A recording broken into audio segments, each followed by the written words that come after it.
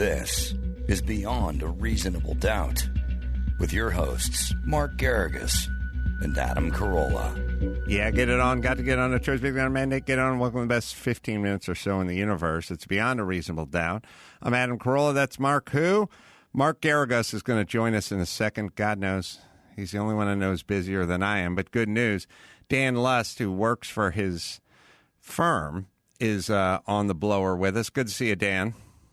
Good to see you as well. I can attest Mark might be the busiest man in the universe. I can attest to that. Yeah, and usually in a good mood, which when I get super busy, I get grumpy. But he still remains, keeps his decorum. If I could make a little suggestion here, I know Mark's really excited to talk about the Evander Kane thing. So why don't we start off with any updates Dan can give us on the whole Cleveland Guardians, Cleveland Indians fiasco? Mm-hmm. So yes, guys, I listened to your coverage last week, and Adam, you astutely said, how do you not Google these things when everyone has a mobile device or a computer on their phone? So here's the fun part, Adam. I think, actually, Gary can attest to this. I have broke this story. I have put the Cleveland baseball team in kind of a pickle here, and they picked door A, which I think was the dumb door. They said that they did Google it, and they said that they were aware of the roller derby team. So that's the update, right? We could go into the more fun stuff. But if you knew about the roller derby team, and you know that the roller derby team is, we'll say not the most well-off financially, why don't you throw them a couple bucks before you announce the name change, Adam and Mark? I see you've joined. I think that's the, we'll say the $1 million question, because you might have actually cost yourself a zero by, deciding to announce the name before you settled up with this little pesky roller derby team. Mark is now joining us. Only missed about 45 seconds of the program. We just talk shit about you as a boss and a friend. Mark, no, thanks. Thanks. Well, I covered it from a friendship standpoint, and Dan took on the boss side of it. Right. But it was like the daily double. But right. My question was, Dan, why didn't the then Indians just buy the team? It's a great question, Mark. I want to give Mark a little bit of a shout out. This is Mark basically telling me to trust my lawyerly instincts, okay? We had all these blue blood Ivy League people that were dropping in my replies and saying, you got this story wrong. There's no way the Indians were this careless. And I go, why don't you do me a favor? Why don't you punch in clevelandguardians.com on the website and tell me if it's owned by a baseball team? Because if it's not, and there's a roller derby team that continues to post there, I'll tell you that it's not part of the settlement agreement, or they're breaching the settlement agreement. But either way, there's a problem. So these blue blood Ivy Leaguers, they had to come in. I like to call them, what's the old name for them, is the white shoe lawyers, big firm lawyers. They've always got, they live and breathe and worship at the altar of the billable hour. Well, let's figure this out. So Mark has suggested that now the former Cleveland Indians should just buy the roller derby Guardians. Now, normally, if you're selling a company, you do some sort of evaluation and assessment, maybe 10 times what you made in a year, and you could, there's a yardstick. Right. You do 10 times EBITDA, trailing EBITDA or something. Right. But those rules don't really apply here. This is not a bigger roller derby organization that wants to take them on. This is something different. So how does one arrive at a price? I mean, the thing is, I don't know if you guys know, because I'm very deep into roller derby Twitter. Roller derby actually abides by martial law. It is actually not a normal rules that we're dealing with here. So EBITDA does not apply to this, Mark. I'm not sure if you're aware. So a couple things. And in terms from trademark perspective, I think Adam and Mark, this is the really interesting legal spot, right? Cleveland baseball, the Indians are kind of coming here with a bag of cash, and they said, okay, we're ready to buy the trademarks. We're ready to buy everything out from you. And the roller derby team, for whatever reason, I can't really tell you why, because I'm sure they're all kind of in these NDAs right now. But they didn't just, give them the trademark. They filed a dueling trademark of their own to sell T-shirts and hats. So they're fighting this, and Mark will know this as well. When it comes to trademark law, it's not who has the most money. It's who put the thing in use first and was making money off it. So the roller derby team has been selling T-shirts as far back as 2015. So the Cleveland baseball is going to have to pony up, or else the trademark court might just say, hey, we're going to give it to the roller derby team. Tough luck, Indians.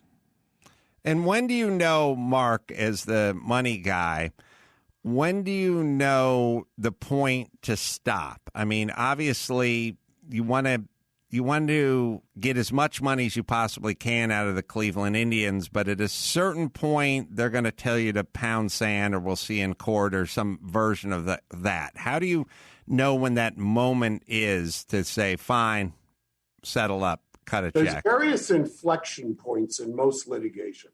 There is what is commonly called pre-litigation. So before you file something, before you shoot your cannon, you reach out. You might do it by a demand letter. You might suggest pre-litigation mediation. But basically, you tell the other side, look, before we go to war, why don't we see if we can somehow come to a compromise?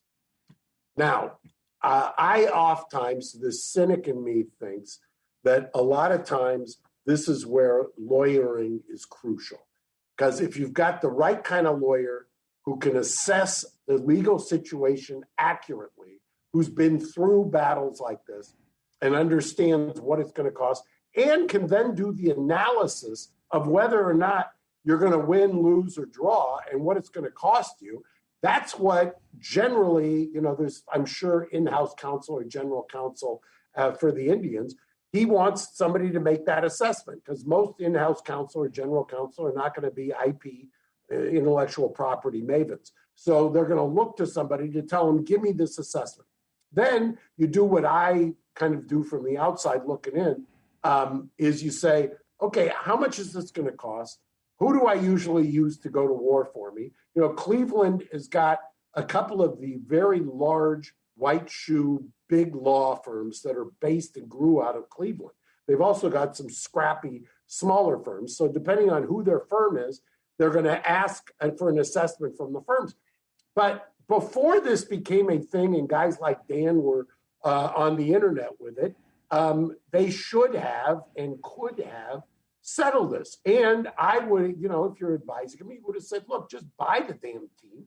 What are you screwing around with? How much is a roller derby team worth? It can't be worth what 1 year of merchandise is, but unless Cleveland's got some kind of a underground roller derby deal. Do they, Dan? You're the roller derby guy. No, but I'll give you the scoop here, because Gary knows this. We're deep in the weeds in this, and all these roller derby teams from across the country. Guys, I'm going to be honest. I didn't know roller derby was still a thing.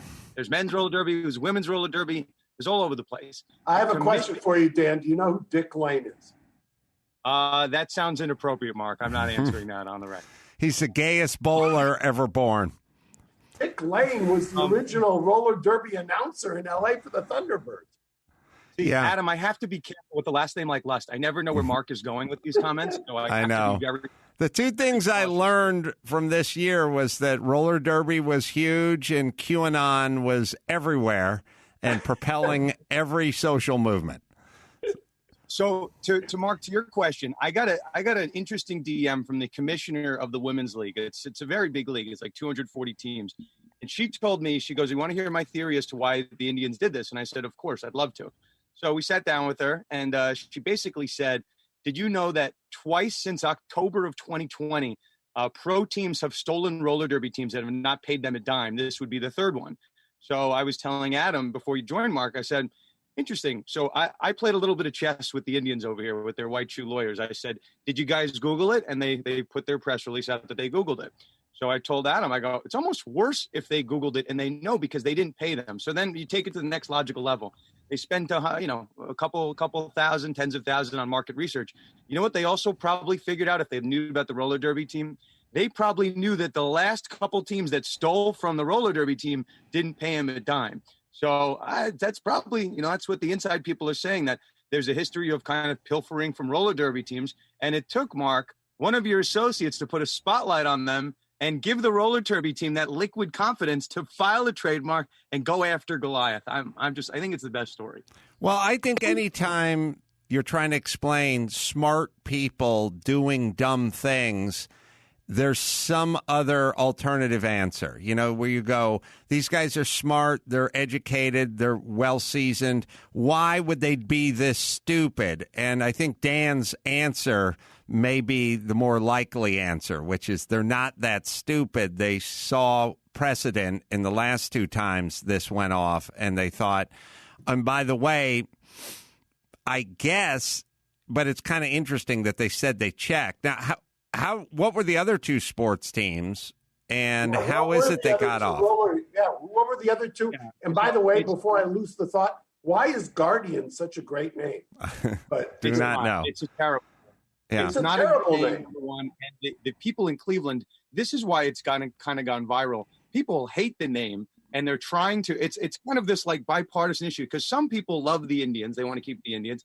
Other people hate the Guardians, and then there's a third group that likes this name, Cleveland Spiders. So I've kind of hit all the nexus, the trifecta of weird Cleveland people, and they're all into this. Dan, I saw something that some group, and I didn't know if they were real or if they were QAnon inspired, but some Indian group was upset that they changed the name from the Indians. Is that true? Yes, Mark. Everybody hates the name. Even the Indians hate the name. There's no one that likes the name. So yes, there's a group that I think it's the guy. I tweeted it out, Mark. I think it's the Guardians. I'll find the name. I'll send it to Gary. But there's another group. So everyone's very upset at it. And I think Adam. I think I figured out why. I mean, we put up an article on our website, and I said it seems if you're listening to this commissioner, what they probably did is they cut a corner and they saved a couple thousand, and now post announcement, the roller derby team has all the leverage, so it might legitimately cost you millions.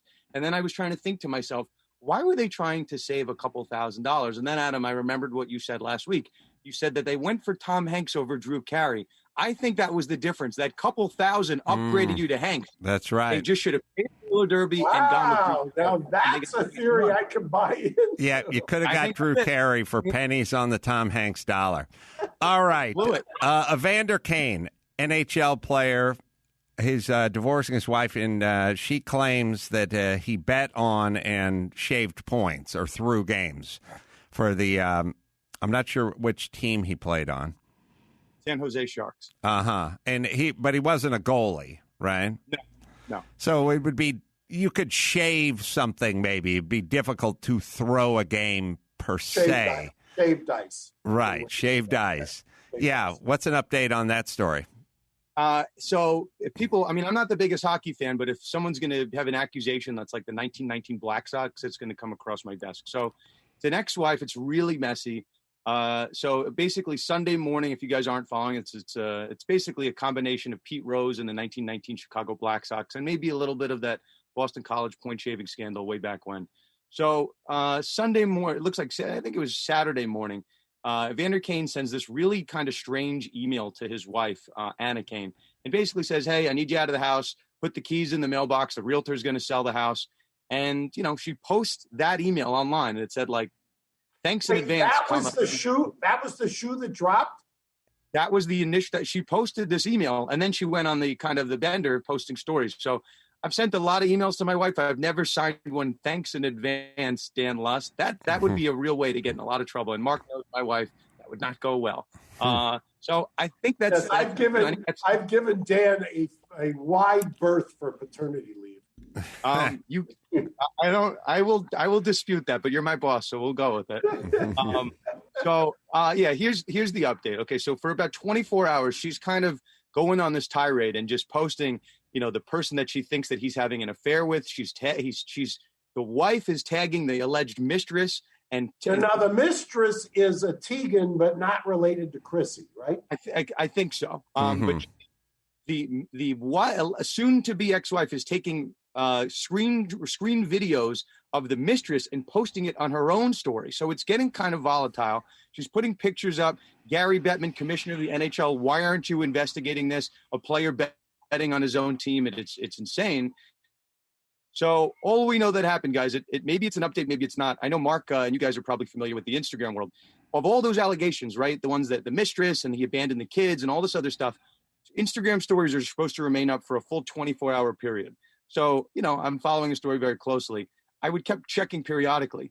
Over the course of that 24-hour window, everything was removed other than the betting on games element. So he asked me as the lawyer, I imagine a lawyer kind of got in her ear and said, listen, do yourself a favor here. You're about to go into a really messy divorce. You're potentially messing up the marital assets here. This is going to get really messy. And there's maybe a defamation claim. Do you really feel strongly about all of these? All we know that is the only ones that remain, there were about 3 that remained, were the betting ones. So but that's the one that can do the most damage to the assets. Correct. So I would suspect that somebody sent on behalf of the accused mistress sent a cease and desist letter, because that's why they just scrubbed it for everything but betting, because betting is toxic and can blow up all of the marital assets and the ability to earn going forward. Well, we'll put a pin in this one because we've come to the end of our 15. But, Dan, I hope you rejoin us for updates, because both these stories are going to need some updating as we move forward. I really want to talk Kane next time at length. There's so much to be said about that. Adam, thank you for having the next update. Dan the Man Lust on here. Thanks. And by the way, does Dan have the best hair you've ever seen? The best. He reminds me of a young Casey Kasem.